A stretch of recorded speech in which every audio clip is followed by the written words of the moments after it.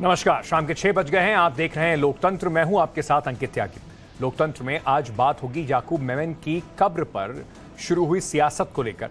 BJP याकूब की कब्र को सजाने, उसकी कब्र पर फूल रखने और लाइटिंग करने का जो मामला है उसको तूल दे रही है। देखते हैं कि राजनीतिक रंग भी किस तरीके से चल रहा है। अब सवाल यह पूछा जा रहा है कि आखिर 257 लोगों की मौत के जिम्मेदार आतंकी का महिमा मंडन करने वाले लोग कौन हैं? बीजेपी अब उद्धव ठाकरे सरकार पर निशाना लगा रही है, लेकिन सवालों के घेरे में बीजेपी खुद भी है, क्योंकि कब्र, किसी भी आतंकी की कब्र अगर इस तरीके से बनने दी गई, आपको याद होगा उस समय जब इन्हें फांसी दी गई थी तो शासन था भारतीय जनता पार्टी का। विस्तार से इस मामले पर चर्चा करेंगे। हमारे खास मेहमान भी हमारे साथ जुड़ेंगे। गणेश खनकर, नेता बीजेपी, इस वक्त हमारे साथ जुड़ने वाले हैं। हमारे साथ इंतखाब फारूकी, नेता शिवसेना भी होंगे। माजिद हैदरी, कश्मीरी एक्टिविस्ट हैं, वो भी हमारे साथ होंगे। आप तीनों का बहुत बहुत स्वागत। लेकिन आप तीनों के पास आने से पहले मैं अपने दर्शकों को एक रिपोर्ट दिखाना चाहता हूं कि इतना कोहराम आखिर मचा क्यों हुआ है।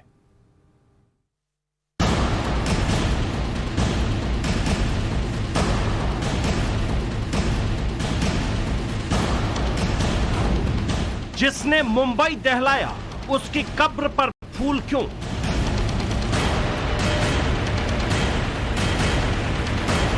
कातिल की कब्र को सजाने वाला कौन?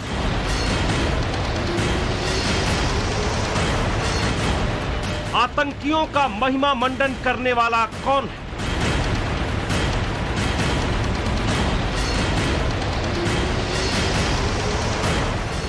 आतंकी याकूब मेमन किसका रोल मॉडल है?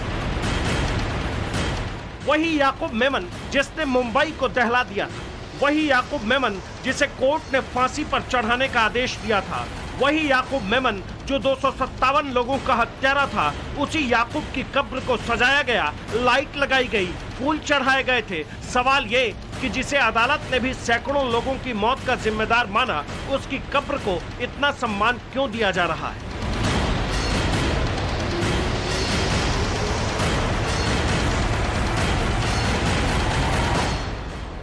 मुंबई में याकूब की कब्र को सजाया गया था।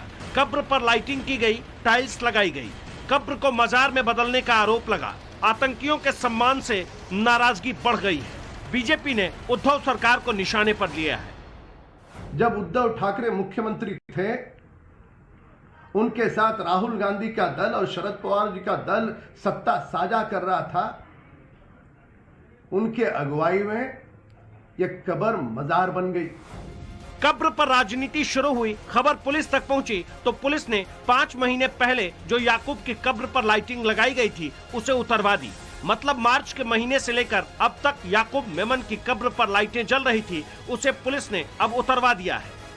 कब्रिस्तान में जहां पर याकूब मेमन की कब्र को रखा गया है, आपको तस्वीरों के जरिए सीधे जॉर्ज दिखाएंगे कि यहाँ पर फिलहाल जो है राजनीति सवाल उठने के बाद जो मुंबई पुलिस है वो एक्शन में आ चुकी है। मुंबई पुलिस द्वारा जो है अब यहाँ का जो पूरा ब्यौरा है बड़ा कब्रिस्तान में वो बाकायदा किया जा रहा है। और सीधे जिस लेन में आप 2 हवलदार देख पा रहे हैं, उसी लेन के एंड में जो है वो कब्र है जो कि याकूब मेमन की है। और बाकायदा आपको बता दें कि याकूब मेमन की इस कब्र के ऊपर इसलिए सवाल उठ रहे हैं कि उसे आखिर संगमरमर के और टाइल्स लगाकर दीवार क्यों से बनाया गया, उसे क्यों पक्का बनाया गया है। साथ ही साथ वहाँ पर लैंप है, रोशन उसे हमेशा दिखाने के लिए कई सारी अलग अलग बल्ब्स वहाँ पर जो हैं वो लगाई गई हैं, जिससे कि वो कब्र हमेशा रोशन रहे। लेकिन दूसरी चीज़ यहाँ पर ये भी देखने को मिलेगी हमें तस्वीरों के जरिए कि मुंबई पुलिस एक्शन में है, क्योंकि वो यहाँ ना सिर्फ याकूब मेमन की कब्र को देख रही है, बल्कि इसके अलावा भी जो है आसपास की और कब्र कितनी ऐसी हैं यहाँ पर उसकी जाँच भी कर रही है। याकूब मेमन के कब्र पर विवाद बढ़ता गया तो मुंबई पुलिस ने बयान जारी किया। मुंबई पुलिस के मुताबिक कब्र पर एलईडी लाइट 19 मार्च की रात को लगी। 19 मार्च को बड़ी रात मनाई गई थी। कब्र पर एक बड़ा पेड़ गिर गया था। पेड़ गिरने के बाद मार्बल लगाया गया। मेमन के 14 परिजनों की कब्र वहीं मौजूद है। पुलिस के कहने पर एलईडी लाइट हटा दी गई। आपको तस्वीरों के जरिए जॉर्ज बाकायदा दिखाएंगे इस पूरे कब्रिस्तान की तस्वीरें। आप देख पाएंगे कि यहाँ जो सबसे पहले एंट्रेंस पे आपको सबसे पहली कब्र दिखती है, जिसमें नामांकन भले ही उर्दू शब्द में किया गया है, लेकिन उसके अंदर साफ तौर पर आपको बता दें कि ये बॉम्ब ब्लास्ट के सबसे मुख्य आरोपी दाऊद इब्राहिम के माता पिता, उनके एक भाई की कब्र है जो कि सबसे पहले आपको इस कब्रिस्तान में घुसते ही दिखेगी। और इसे भी कहीं ना कहीं एक देख सकते हैं कि एक छोटी बाउंड्री जो है वो दी गई है। इसके अलावा आपको बता दें कि इसी बड़े कब्रिस्तान के अंदर हसीना पारकर जो हैं, जो खुद भी एक आरोपी हैं 93 बॉम्ब ब्लास्ट केस में, दाऊद इब्राहिम के परिवार से हैं, उनकी बहन है, उनकी भी कब्र इसी बड़ा कब्रिस्तान में शामिल है। लेकिन इससे ज़्यादा आपको अहम मैं तस्वीर दिखाऊंगी कि ये आपने एक तरफ छोटी दीवारों वाली कब्र देखी, तो वहीं जो फ्रेश मैं आपको बता दूं कि यहाँ पर कुछ कब्र है जहाँ पर हाल फिलहाल में किसी के पार्थिव शरीर को दफनाया गया है। वहाँ की तस्वीरें आप देखेंगे, यहाँ पर कोई मार्बल की टाइल्स आपको नजर नहीं आएगी। कब्र की इन दोनों तस्वीरों में साफ अंतर देखा जा सकता है। पहले इसकी हालत खस्ताहाल थी और अब इसे संवार दिया गया है। पक्का निर्माण कर वहां टाइल्स लगा दी गई है, यानी सीधे सीधे कहें तो आतंकी को इज्जत बख्शी जा रही है, जिस पर सियासी तूफान मच गया है। बीजेपी इसे सीधे सीधे उद्धव सरकार का कारनामा बता रही है, तो शिवसेना का इस पर अपना तर्क है। शिवसेना को क्यों बीच में लाते हैं? 2015 साल में यही याकूब को उस वक्त की तथाकथित हिंदुत्ववादी सरकार ने फांसी, उनके राज्य में फांसी मिली। अब फांसी देने के बाद उसकी बॉडी क्यों दे दी आपने? अमेरिका ने जब ओसामा बिन लादेन को मारा तो उसके मृत्यु के पश्चात उसका उदात्तीकरण न हो, इसलिए उन्होंने उसके गले में पत्थर बांध के समुद्र में डुबा दिया उसकी बॉडी। कसाब की भी बॉडी हमने नहीं दे दी, इसकी क्यों दे दी? केंद्र में आपकी सरकार थी, राज्य में तो देवेंद्र फडणवीस थे। इस पूरे विवाद, सियासत और लगातार दिए जा रहे बयान के बीच उस कब्रिस्तान के चेयरमैन शुएब खतीब को सुनिए जहां याकूब की कब्र को सजाया गया था। शबे बारात के लिए जो लाइटिंग लगाई गई थी, वो उस लाइटिंग सिर्फ उसी को स्पेशल कोई ट्रीटमेंट नहीं दिया गया था। वो पूरे बड़े कब्रिस्तान में शबे बारात के वक्त लाइटिंग लगाई गई। परमिशन किसी को नहीं दी जाती है यहाँ पर, ठीक है ना। ये लाइटिंग जो है, ये लोग जो अपने आस्था के ताल्लुक से आते हैं वो लोग लगाते हैं। क्या उसे मजार में बिल्कुल नहीं, बिल्कुल मजार में तब्दील नहीं किया गया, ना कोई चीज की गई। ठीक है, मरबल वो सिर्फ वो जो बड़ा कब्रिस्तान की वो हाइट पे है, सिर्फ वो याकूब मेमन की कब्र नहीं है, उसमें 17 कब्र है उस ब्लॉक के अंदर। तो ये लोगों को गलत मैसेज फैलाया जा रहा है, इसको कहीं पे कोई दूसरा इशू देने की कोशिश की जा रही है। हम इस बात का खंडन करते हैं और आप लोगों को जब दरखास्त करते कि आप लोग अभी यहाँ से चले जाए। अब जरा ये भी जानिए कि सैकड़ों लोगों को लहूलुहान करने वाला वो कातिल, वो आतंकी याकूब मेमन आखिर कौन था, जिसकी कब्र पर फूल चढ़ाने को लेकर बवाल मचा हुआ है। 1993 मुंबई बम धमाके का आरोपी था। मुंबई बम धमाके में याकूब के परिवार के 4 लोग शामिल थे। याकूब पर धमाके की साजिश के लिए पैसे जुटाने का आरोप है। 1994 में याकूब को काठमांडू हवाई अड्डे से गिरफ्तार किया गया। 2015 में याकूब मेमन को फांसी पर लटकाया गया। आमतौर पर किसी कब्र की खुदाई 18 महीने बाद कर दी जाती है, लेकिन याकूब की कब्र की खुदाई 5 साल बाद भी नहीं हुई। इन बातों को लेकर पहले भी सवाल उठते रहे हैं और अब सवालों की फेहरिस्त लंबी हो गई है। 257 लोगों के कातिल का सम्मान क्यों किया गया? मुंबई के दुश्मन की कब्र पर किसने फूल चढ़ाए हैं? आतंकी की कब्र को सजाने की इजाजत किसने दी? आतंकी की कब्र पर किसने लगाई है फ्लड लाइट्स? आतंकी याकूब का कौन कर रहा है महिमा मंडन? फिर से सवाल यही कि आतंकियों का हमदर्द कौन है? पहले नेशनल कॉन्फ्रेंस के अध्यक्ष डॉक्टर फारूक अब्दुल्ला के भाई मुस्तफा कमाल को सुनिए, जिन्हें अभी भी लगता है कि याकूब को गलत मारा गया था। मुस्तफा कमाल को तो ये भी लगता है कि याकूब में एक हीरो बसता था। यहाँ तो मिलिटेंट्स जो यहाँ भी सरगर्म थे, बहुत से लोग, अच्छी खासी आबादी लोगों की, उनको अपने हीरो मानते हैं, वो अपने हीरो मान रहे हैं। यहाँ भी हम जो मिलिटेंट आया, जिस वजह से भी आया, तहरीक को पुरअमन तरीक़ेकार इनको ज़िंदा रखने के लिए हैं, उन्होंने शिद्दत का रास्ता इख्तियार किया है। उसके बावजूद भी लोग उनको पसंद करते हैं। इसमें क्या करेंगे आप? इसी तरह बॉम्बे में भी है। छोटी बात नहीं है, चाहे वो मौक़िफ़ सही हो या गलत हो, जान देना छोटी बात नहीं है। ये मर्द ही दे सकता है जान। ये नई बात नहीं है। इतिहास में झांक कर देखेंगे तो पता चलेगा कि कैसे कांग्रेस के अलग अलग नेताओं ने आतंकियों के सम्मान में कसीदे पढ़े थे। ऐसे नेताओं की फहरिस्त थोड़ी लंबी है, पहले सुन लीजिए। पाकिस्तान के मिलिट्री एकेडमी के 100 गज दूर पर ये ओसामा जी जो है कई वर्षों से रह रहे थे।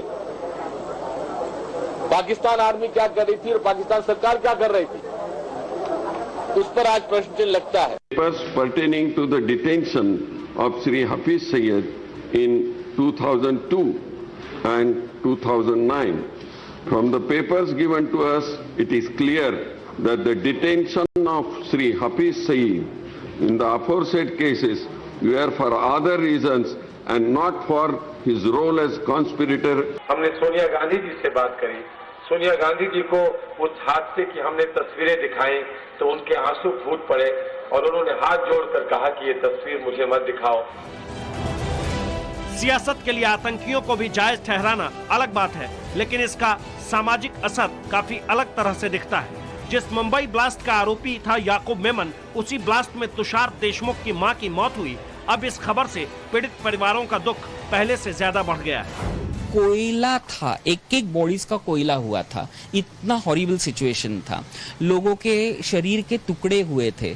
मेरे माँ का डेड बॉडी जब ही नेक्स्ट डे घर पे लाया था तभी कोयला तो था ही, मगर एक पैर नहीं था, एक हाथ नहीं था, और पूरा हम लोग जो बोलते हैं कि सफेद रंग के कपड़े में आना चाहिए था, वो लाल कपड़े में आया था, यानी रक्त से माखा हुआ था।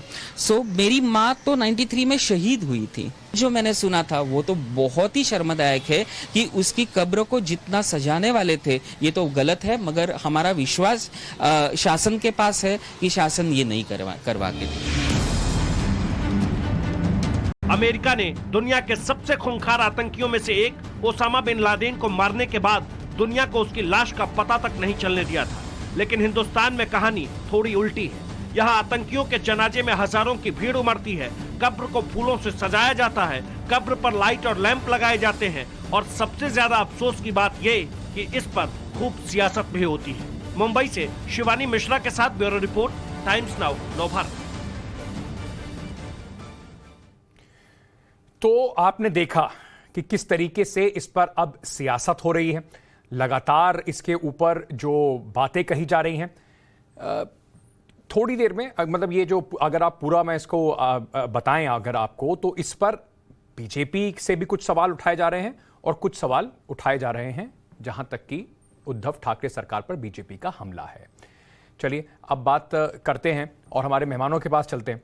सबसे पहले मैं जानना चाहता हूं, और मैं सिर्फ ये समझने के लिए कि भारतीय जनता पार्टी ने जो आरोप लगाया है, बड़ी सही बात है कि किसी भी आतंकवादी को इस तरह से ग्लोरीफाई नहीं करना चाहिए। उसके लिए हमने कई सारे गणेश खनकर साहब एग्जाम्पल्स देखे हैं, चाहे वो अजमल कसाब हो, जिसको तिहाड़ जेल के अंदर जहां पर फांसी दी गई थी उसको वहीं पर दफना दिया गया, और भी बहुत सारे आतंकवादियों, अजमल कसाब को पुणे जेल में, अफजल गुरु को तिहाड़ जेल में, मकबूल भट्ट को भी तिहाड़ जेल में वहां पे ही दफनाया गया। पहला सवाल ये उठता है कि आज आप जिस बात को उठा रहे हैं, अगर बीजेपी और सरकार ये मानती है कि आतंकवादियों का महिमा मंडन नहीं होना चाहिए था, इससे समाज पर भी बुरा असर पड़ता है, तो 30 जुलाई 2015 को सरकार आपकी थी, ये फैसला आप भी ले सकते थे कि उसको जेल में ही दफना दिया जाए, उसे क्यों बाहर आने दिया जाए? मैं आपकी बात को मानता हूं। उस समय की परिस्थिति के अनुसार यह निर्णय लिया गया, उसके परिवार के पास उनकी बॉडी को दिया गया। देखिए, ऐसा कि आप बार बार इस विषय को हम जितना उठाएंगे, उसमें एक बात पर आप इस बात को मान लीजिए कि कतई आतंकियों के परिवार को उनकी बॉडी देकर बाद में उसका महिमा मंडन हो, यह हमारी तो कभी भी इच्छा नहीं थी और अभी इसके बारे में कहा भी है। लेकिन अभी जिस बात पर हम चर्चा कर रहे हैं और जिस तरह से तस्वीरें आपने हमें दिखाई, क्या हम उसकी उम्मीद करते थे? इसलिए जो उस सरकार पर यह विषय बार बार उठाया जा रहा है कि भाई उस सरकार ने आतंकवादी यदि थे तो फिर ये निर्णय क्यों लिया, उस समय की जो परिस्थिति थी मुंबई शहर की, उसके अनुसार ही हमने निर्णय लिया, और उस पर तो उस समय किसी ने आपत्ति नहीं जताई थी। ये जो सारे लोग जो इस समय अभी हमसे कह रहे हैं कि आपने आतंकियों को इस तरह की ट्रीटमेंट क्यों दी, या आपका उस समय तो क्या सरकार ने निर्णय लिया? ये आप उद्धव सरकार पर, आपकी सरकार, आप भारतीय जनता पार्टी उद्धव ठाकरे की सरकार के ऊपर इल्जाम लगा रही है, तो जैसे सरकार ने उस वक्त निर्णय लिया था, तो क्या आप ये कह रहे हैं कि उद्धव सरकार ने खुद निर्णय लिया कि कब्रिस्तान में इस तरह की सरकारी ये सुविधाएं अब दी गई हैं क्या? देखिए, ऐसा है, अभी उस बड़े कब्रिस्तान के जो चेयरमैन थे उनकी प्रतिक्रिया आपने सुनी। उन्होंने जिस तरह से ये बात कही कि भाई ये फ्लड लाइट्स लगाना या मार्बल का काम करना, ये सारी जो बातें हैं, क्या ये बातों पर निगाह रखना क्या सरकार का काम नहीं होता है सर? क्या सरकार को इन बातों का पता नहीं चलता? लेकिन आपको भी ये बात पता है ना कि वहां पर सिर्फ याकूब मेमन की कब्र नहीं है, उनके परिवार के और भी 17 लोगों की कब्र है। जो रूल्स होते हैं उसके हिसाब से वहां पर जो पट्टा है, जो प्लॉट है, जो इतना इलाका है, उसको उस परिवार ने लिया हुआ है, तो वहां पर और लोगों की भी कब्र हैं। कि मेरी बात को आप या तो आपने सुना नहीं, मैंने ये कहा उस प्लॉट को लेना उस परिवार ने लेना, अब ये उनके हिसाब से धर्म के अनुसार होता होगा तो उसमें कुछ गलत नहीं। मेरी बात ये है कि उस कब्र को बकाया सजाया जा रहा है, उस पर फ्लड लाइट्स लगाई जा रही है, उस पर मार्बल का काम किया जा रहा है, इस पर आपत्ति है। इंतखाब फारूकी साहब, आपत्ति इस बात पर है कि उसको इस तरीके से सजाया जा रहा है कि और लोग जिनके कट्टरपंथी विचारधारा हो वो वहां पर आके कुछ न कुछ उल्टा सोचने की शिक्षा ले सकें। क्या जिम्मेदारी सरकार की नहीं है कि इस तरह की चीजें ना हो? देखिए, जैसे कि अभी मैंने आपने क्लिप दिखाया था, वो क्लिप देखते समय जो वहां के ट्रस्ट के जो है मेन, उनका मैंने इंटरव्यू देखते हुए अभी मैंने सुना है कि उन्होंने कहा कि ये शबे बारात की रात थी जिस दिन ये फूल वगैरह किए गए। अभी आपकी ही क्लिप में मैंने देखा इस चीज को। और एक चीज ऐसी होती है कि कभी फ्राइडे के दिन में लोग जाते हैं नमाज के लिए, वो कभी कभी जो हमारे जैसे हम भी है, हमारे जो भी घर के लोग जो बुजुर्ग है जो दुनिया से चले गए, उनके लिए लोग फूल लेकर जाते हैं, ठीक है ना। तो अभी इस तरीके से ये बातें सामने आई है। अभी देखने की बात यह है कि कहा जा रहा है कि वो लाइट्स है, तो मैंने आपकी क्लिप में देखा कि वो लाइट शबे बारात के लिए सर आपने सब लोग हमारी क्लिप में देख के जानकारी ले रहे हैं। इसी पर सवाल है कि जब सरकार उद्धव ठाकरे साहब की थी तो इंटेलिजेंस क्या सो रही थी कि हम लोग सब जानकारी उन्हें दे रहे थे? सरकार को, पुलिस को भी तो ध्यान रखना था ना कि वहां पर क्या हो रहा है, क्या बन रहा है, क्या नहीं बन रहा है। देखिए, क्या होता है कि एक समय के बाद, एक समय तक जब कोई भी गुजर जाता है तो उसके लिए साल भर या 1.5 साल या 2 साल उस शख्स को वहां रखा जाता है। जैसी बॉडी डिकम्पोज होती है, जो एक समय दिया जाता है, उसके बाद में जो भी दूसरा पर्सन जो भी दुनिया से गुजर गया उनको वहां पर रखा जाता है। अब मुझे ये नहीं पता कि कितना समय में ये लोग का अब ये सिस्टम है इस कब्रिस्तान का, कि कितने समय बाद में ये लोग वापस किसी दूसरे को वहां पर रखेंगे, जो भी इंसान जो गुजरेगा। तो ये वहां की कमेटी के मेंबर जो वहां के ट्रस्टी, अभी भी वो कब्र तो याकूब मेमन की है ना सर। बात सारी ये है कि वो कब्र तो याकूब मेमन की है, अगर वो किसी और की हो जाती तो शायद इतना बवाल नहीं होता, पर वो कब्र अभी भी याकूब मेमन की है। माजिद हैदरी साहब, कश्मीर में तो आपने अक्सर देखा है कि आतंकवादियों के जो शव हैं वो वापस परिवार को लौटाए नहीं जाते हैं, तो इसको लेकर अब सवाल यही उठ रहा है कि इतनी हमदर्दी क्यों दिखाई जा रही है? अगर किसी को देश की सर्वोच्च अदालत में सारी कानूनी जितने उनके पास लीगल ऑप्शन थे सारे एग्जॉस्ट करने के बाद फांसी की सजा मिलती है, तो उसके बाद भी क्या इस तरीके से उनको हमदर्दी दिखाई जाए? नेशनल कॉन्फ्रेंस के आके कह रहे हैं कि ऐसा उनको लोग हीरो मानते हैं, तो हीरो तो लोग उसामा बिन लादेन को मानते हैं, वो सही थोड़ी हो जाएंगे? गुल चढ़ाएंगे, वो भी पत्थर रख गए सीने पे मर जाने के बाद। अंकित भाई, आप बहुत ही एक वरिष्ठ पत्रकार हैं, तो मैं आपको एक चीज याद दिला दूं कि हमारे देश में संविधान सर्वोत्तम है और हमारे देश का संविधान ये कहता है कि कोई व्यक्ति बलात्कारी, आतंकी, कातिल या मुजरिम तब तक है केवल जब तक वो जिंदा है।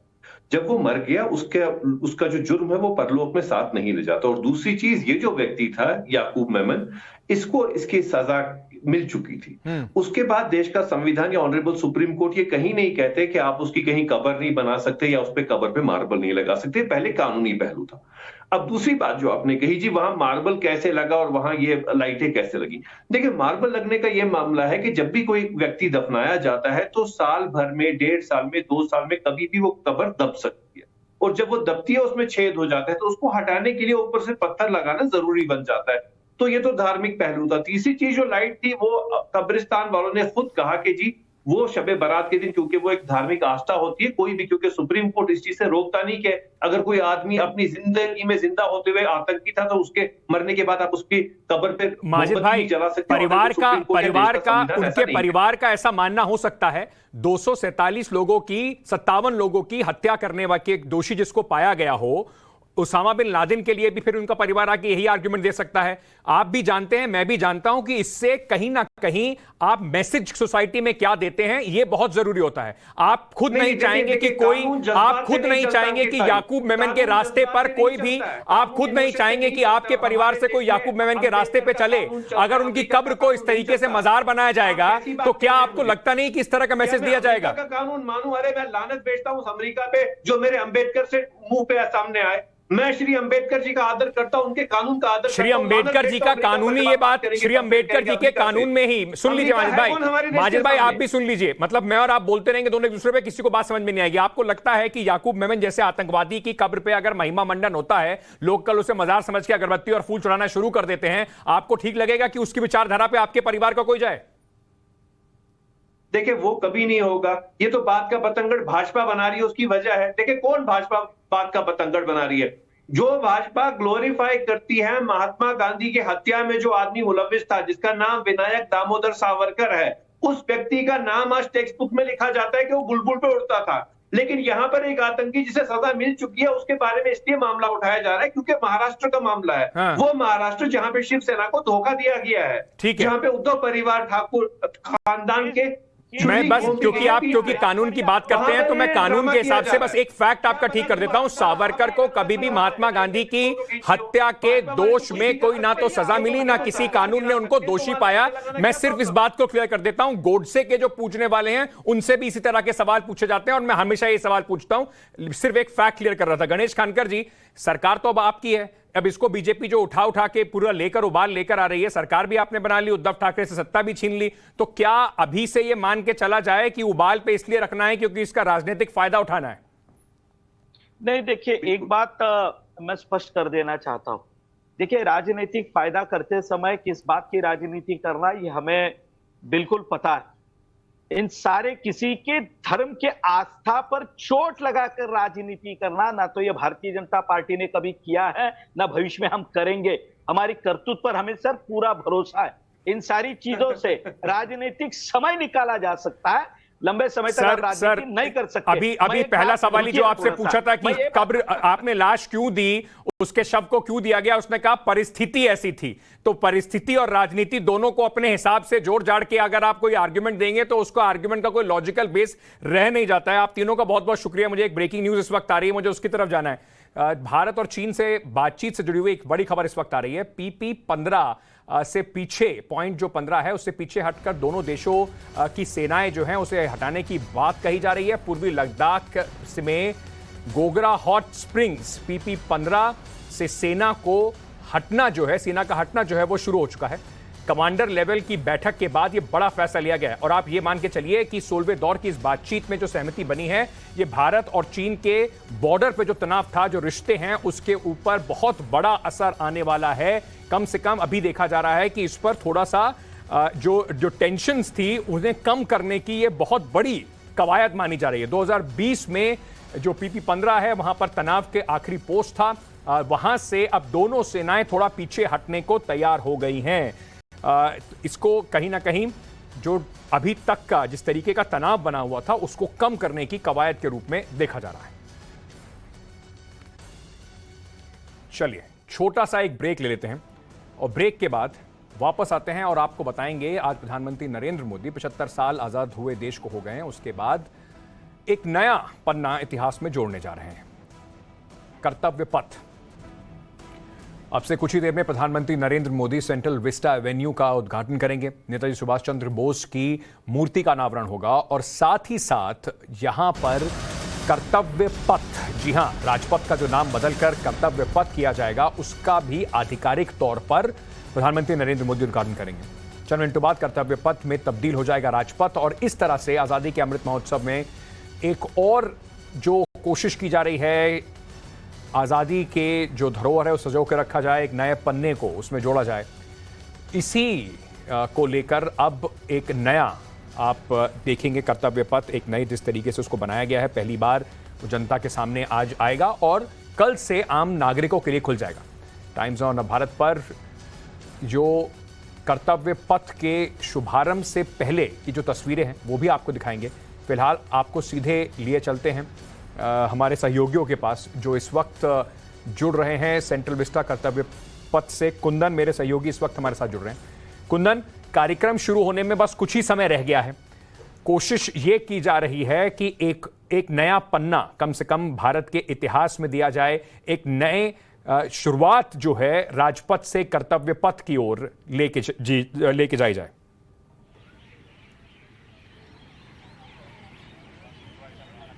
बिल्कुल अंकित, आप सीधी तस्वीरें आप अगर देख पाएंगे तो ये पूरे जिसे रायसीना हिल्स कहते हैं, जो भारत सरकार यहीं पे आप नॉर्थ ब्लॉक की बात करें, साउथ ब्लॉक की बात करें, राष्ट्रपति भवन की बात करें और फिर प्रधानमंत्री कार्यालय की बात करें, और सीधी सड़क जो इंडिया गेट के तरफ जाती है, जिसे अब तक हम राजपथ के नाम से जानते थे, अब कुछ मिनटों के बाद वो कर्तव्य पथ पे तब्दील हो जाएगा। और वो क्या कर्तव्य होगा, वो कर्तव्य का एक पूरा हिस्सा अगर हम थोड़ा सा एक्सप्लेन कर पाएं तो ये पूरा जो एक सेंट्रल विस्टा का प्रोजेक्ट के तौर पे, जो इसे आप सेंट्रल विस्टा एवेन्यू के तौर पे कह सकते हैं, वो बदलाव नज़र आएगा आपको। अगर आप पेमेंट्स की बात करें, इसके ग्रीनरीज की बात करें, इसके साइनेज की बात करें, इनके लाइट्स की बात करें, तो एक तरह से नया फील और नया अंदाज देने की कोशिश की जा रही है। क्योंकि मेरे दाईं तरफ जब पार्लियामेंट बन के तैयार होगा और इसके बाद एक एक करके सेंट्रल विस्टा के वो तमाम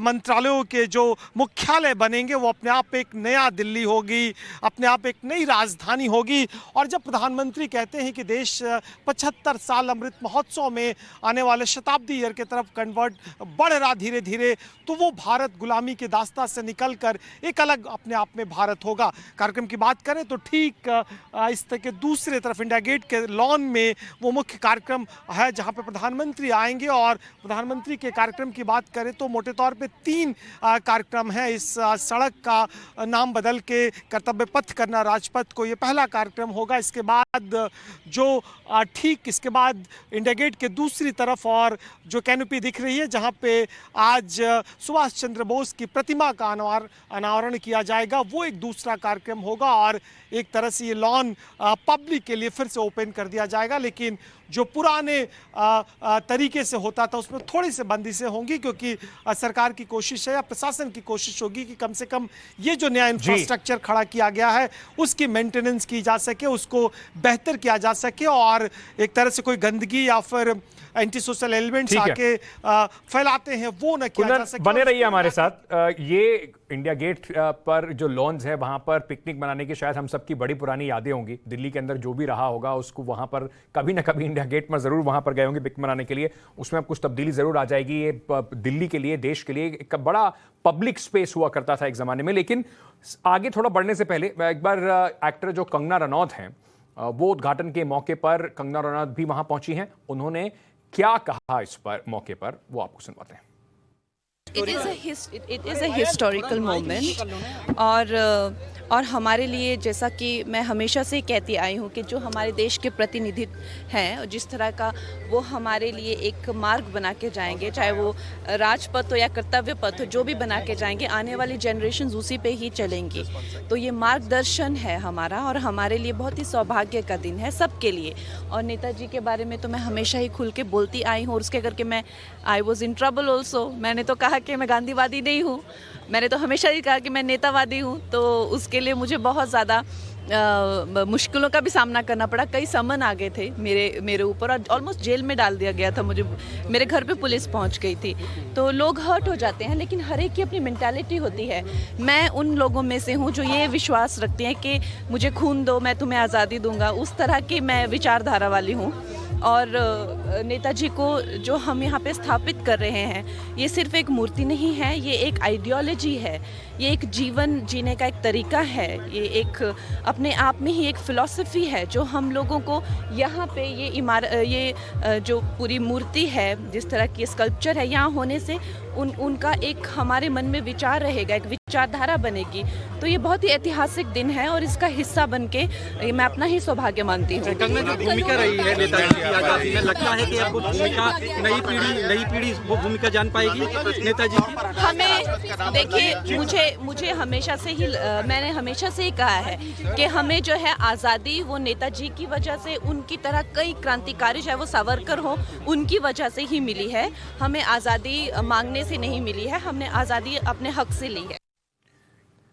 कंगना रनौत, उनकी बातों पे शायद आपको कुछ ज़्यादा अचरज नहीं होगा, इस तरह की वो बातें वो पहले भी करती रही हैं। लेकिन सीधे चलते हैं मेरे सहयोगी अमित के पास। इस वक्त कर्तव्य पथ से समझ लीजिए हमारे साथ जुड़ रहे हैं और थोड़ी देर में प्रधानमंत्री नरेंद्र मोदी वहां पर पहुंचने वाले हैं। अमित, किस तरह की तैयारियां हैं, थोड़ा दर्शकों को ये बता दीजिए, और कितनी देर में कार्यक्रम होगा, क्या क्या आज कार्यक्रम में होने वाला है?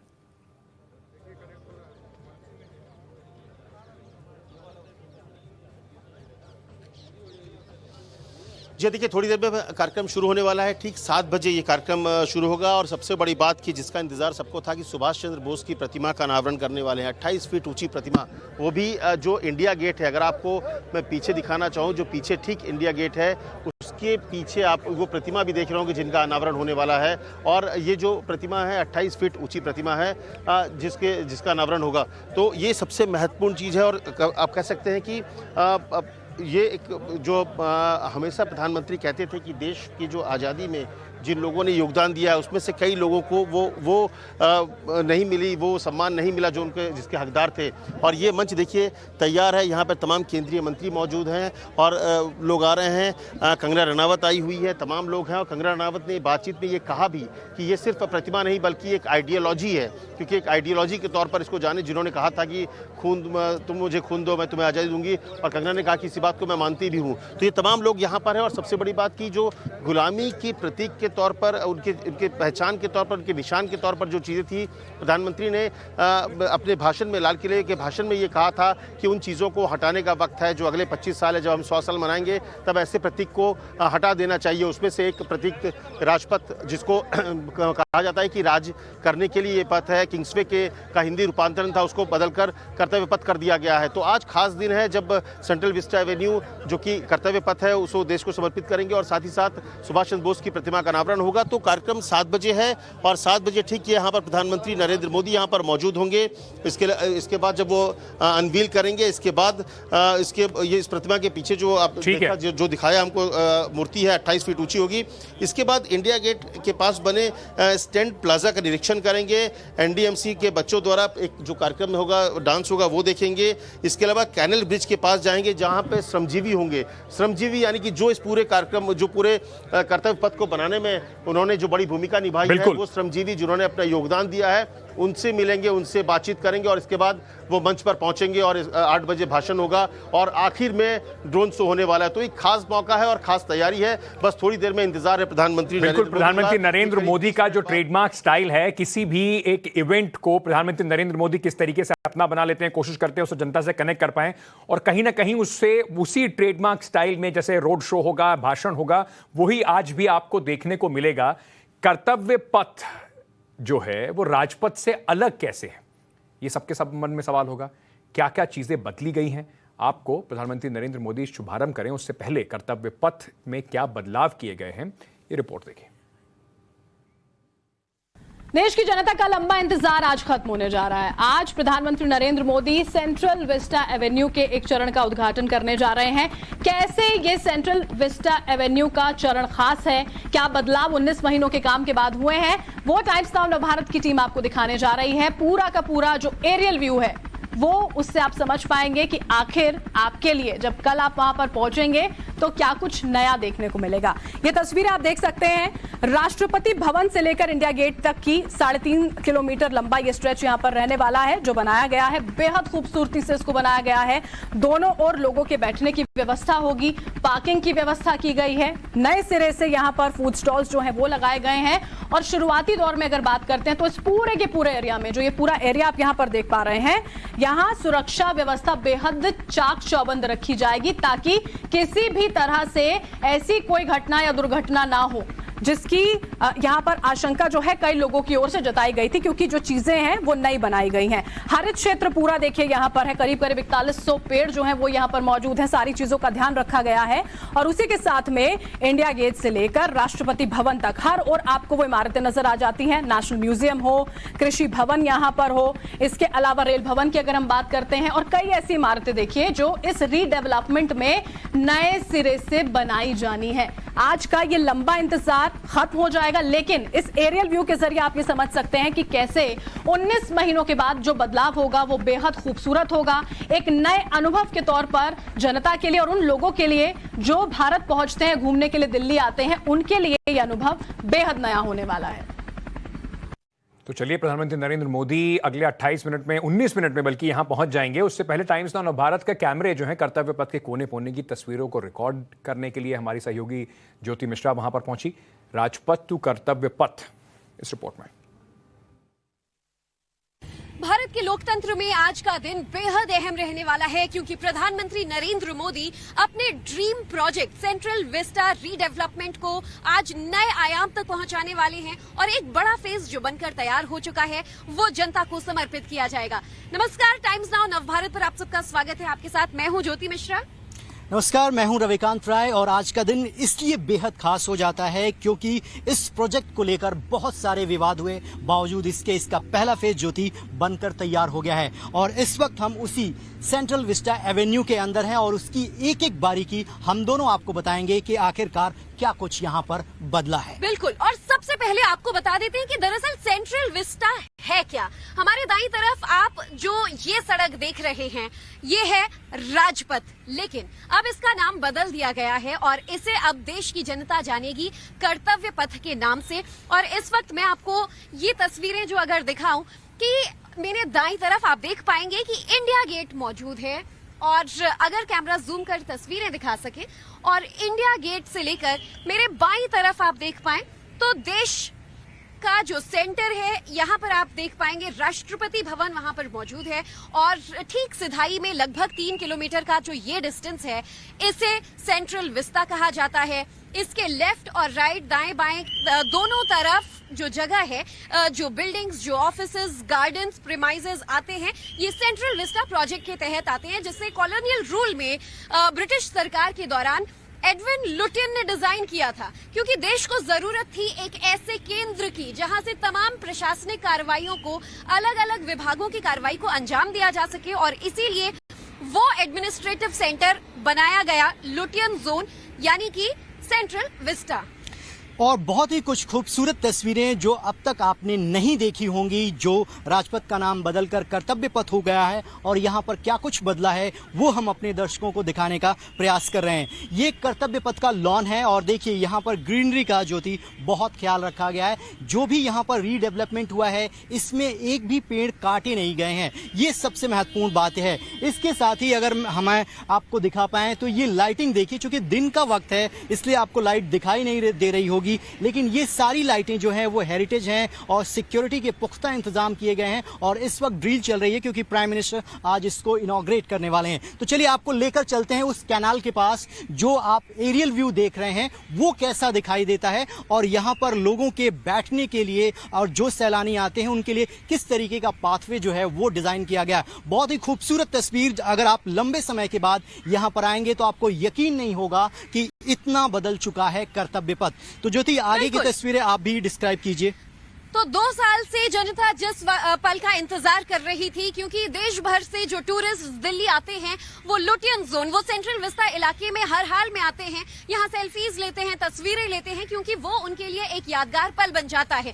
तो हमने आपको दिखाया सेंट्रल विस्टा यानी कि ये जो कर्तव्य पथ है इसके दाएं बाएं तरफ की जो तस्वीर है वो इस रीडेवलपमेंट प्रोजेक्ट के तहत कैसे बदली गई। बेहद ही सुंदर, आकर्षक, मॉडर्नाइज, तमाम फैसिलिटीज से भरपूर ये नया प्रोजेक्ट रहने वाला है। तो जिस कैनाल की बात हम कर रहे थे रविकांत, हमें वो कैनाल दिखा रहे हैं। देखिए, गार्डन के बाईं ओर और दाईं ओर दोनों तरफ आपको एक कैनाल दिखेगा। दरअसल इस इलाके की खूबसूरती के लिए एडविन लुटियन ने यहाँ पर कैनाल्स बनवाए थे। कुछ वक्त पहले तक जो पर्यटक दिल्ली आए हैं उन्हें याद होगा, जो नहीं आए हैं उन्हें हम बता दें कि यहाँ पर बच्चों के लिए बोट्स चला करती थी और इसमें जो टूरिस्ट हैं वो टिकट लेकर इसका मजा ले पाते थे। बहरहाल अब इसमें जो पानी है उसकी साफ सफाई कर दी गई है, इसमें फाउंटेन्स बनवा दिए गए हैं और साथ ही इसका जो चारों तरफ पाथ है ये रिकंस्ट्रक्ट करवाकर एक नया लुक, नए भारत की तस्वीर यहाँ पर दी गई है।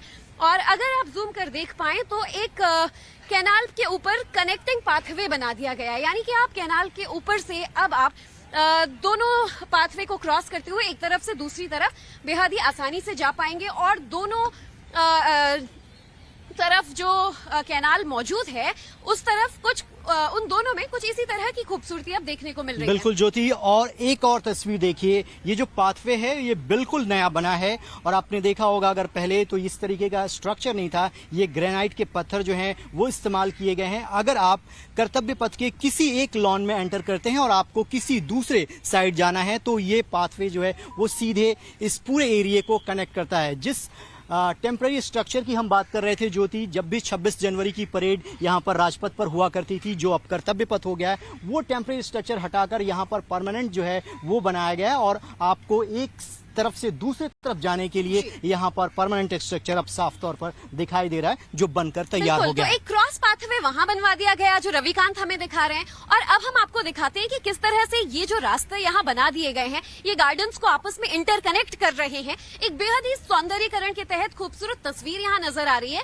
और अब ये आउटडोर बेंचेस, चेयर्स यहाँ पर आर्किटेक्ट के तहत बनवाए गए हैं। आप देखिए सुरक्षा कर्मी जो मौजूद रहते हैं, टूरिस्ट जो आते हैं, अगर गार्डन घूम रहे हैं, सड़कों पर घूम रहे हैं, थकने के बाद उनके बैठने के लिए पहले इस तरह की जो बंदोबस्त थी, व्यवस्थाएं थी, वो यहाँ पर नहीं हुआ करती थी, लेकिन अब जो भी टूरिस्ट आएंगे वो इस तरह के बेंचेस पर बैठ पाएंगे। तो ऐसे सेंट्रल विस्टा रीडेवलपमेंट के तहत आपको कई नए नए प्रोजेक्ट्स, नए नए चेंजेस नजर आएंगे जो कि इस प्रोजेक्ट के तहत बनाया गया है। रविकांत। बिल्कुल ज्योति, तो आज का दिन बेहद महत्वपूर्ण, बस चंद घंटों का इंतजार जब प्राइम मिनिस्टर शाम 7 बजे यहाँ पर आएंगे और सबसे पहले वो इंडिया गेट के लॉन में जाएंगे जहाँ पर सुभाष चंद्र बोस की जो प्रतिमा है उसका अनावरण करेंगे और उसके बाद जो फाउंटेन और जो ब्यूटिफिकेशन किया गया है उसका वो अवलोकन करेंगे और रात 8 बजे प्रधानमंत्री यहाँ पर राष्ट्र को संबोधित भी करेंगे। तो कुल मिलाकर आज का दिन कई मायनों में अहम है क्योंकि बहुत कुछ बदल रहा है। एक गुलामी का जो प्रतीक था उससे निकल। चलिए, अब से कुछ देर में प्रधानमंत्री नरेंद्र मोदी यहां पर पहुंचेंगे अनावरण करने के लिए सेंट्रल विस्टा का।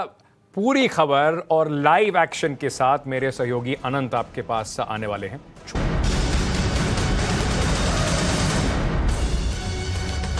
बीच बड़ी खबर यह कि भारत चीन की बातचीत को लेकर के एक अपडेट सामने है। पॉइंट 15 से अब दोनों देशों की सेनाएं जो हैं वो पीछे हटना शुरू हो चुकी हैं। हाल ही के दिनों में पिछले एक साल में देखा जाए तो करीब 13 से 14 दौर की बातचीत दोनों देशों के बीच हो चुकी है और अब 16वें दौर की बातचीत के बाद ये सहमति बनी। 2020 में PP-15 पर तनाव बना हुआ था और अब 15 दौर की बातचीत होने के बाद 16वें दौर की बातचीत में ये सहमति बन पाई कि दोनों सेनाएं इस पॉइंट से अब पीछे हटने को तैयार हैं। गोगरा और हॉट स्प्रिंग के आसपास का इलाका जहां से दोनों सेनाएं पीछे हटने को तैयार हुई।